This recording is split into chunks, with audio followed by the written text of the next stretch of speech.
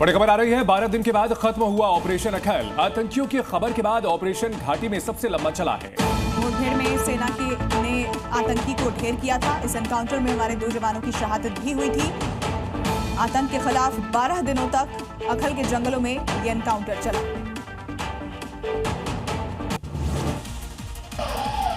बारह दिन तक चले सेना के इस ऑपरेशन अखल ने आतंकवादियों की कमर तोड़ दी। भारतीय सेना, जम्मू कश्मीर पुलिस और केंद्रीय रिजर्व पुलिस बल के इस संयुक्त ऑपरेशन में जंगलों में छिपे आतंकियों का सफाया किया गया। साथ ही स्थानीय आतंकी मॉड्यूल पर शिकंजा कसा। घाटी में आतंकियों के खिलाफ अब तक के इस सबसे बड़े ऑपरेशन में एक कुख्यात आतंकी को मार गिराया गया, जबकि भारतीय सेना के भी 2 जवान शहीद हुए और 11 जवान घायल हुए हैं। पहलगाम आतंकी हमले के बाद जम्मू कश्मीर में सुरक्षा बलों ने आतंकियों के खिलाफ अभियान तेज कर दिया है और अभी तक भारतीय सेना 20 बड़े आतंकियों का खात्मा कर चुकी है।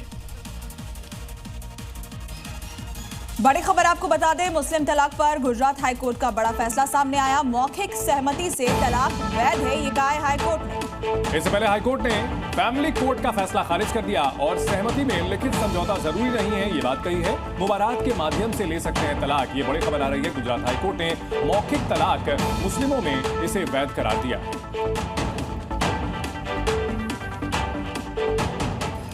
बड़ी खबर आ रही है राजस्थान के दौसा से, जहां बड़ा हादसा हुआ है। यहां पिकअप और कंटेनर की टक्कर में 10 लोगों की मौत हुई है। 7 बच्चों समेत 10 लोगों की मौत की खबर है। बताया जा रहा है कि खाटू श्याम से लौटते वक्त यह हादसा हुआ और ये सभी लोग यूपी के रहने वाले थे। सैंथल इलाके में भीषण हादसा हुआ जिसमें 10 लोगों की जान चली गई। तो राजस्थान के दौसा में जबरदस्त हादसा। खाटू श्याम से लौट रहे जो तीर्थयात्री थे उन्हें चोट आई, 10 लोगों की जान चली गई है, 3 महिलाओं की भी जान गई है।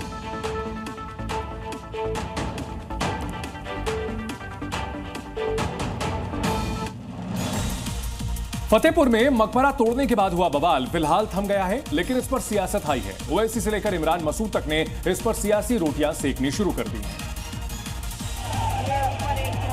फतेहपुर में हुए बवाल की इन तस्वीरों को किसी भी कीमत पर जायज नहीं ठहराया जा सकता। कुछ उपद्रवियों ने फतेहपुर में एक मकबरे को मंदिर बताकर लाठी डंडों से नुकसान पहुंचाने की कोशिश की थी। हालांकि योगी सरकार ने तत्काल कार्रवाई करते हुए मजार को ठीक करवा दिया और 10 लोगों के खिलाफ नामजद मामला दर्ज किया। वहीं 150 से ज्यादा अज्ञात पर केस दर्ज किया है।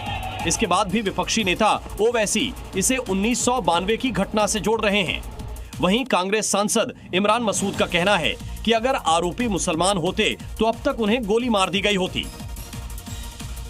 समाजवादी पार्टी फतेहपुर मकबरे के मामले पर बीजेपी सरकार को घेरने में लगी है, लेकिन इस तोड़फोड़ की कार्रवाई में उनकी ही पार्टी के नेता शामिल हैं। हालांकि बाद में उसे पार्टी से निकाल दिया गया।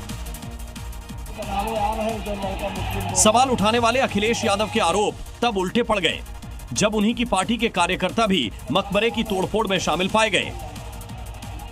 इसीलिए तो पप्पू चौहान नाम के समाजवादी पार्टी कार्यकर्ता पर केस दर्ज हुआ है।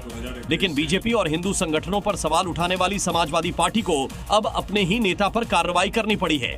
आलाकमान ने पप्पू चौहान को पार्टी से निकालकर डैमेज कंट्रोल करने की कोशिश की है।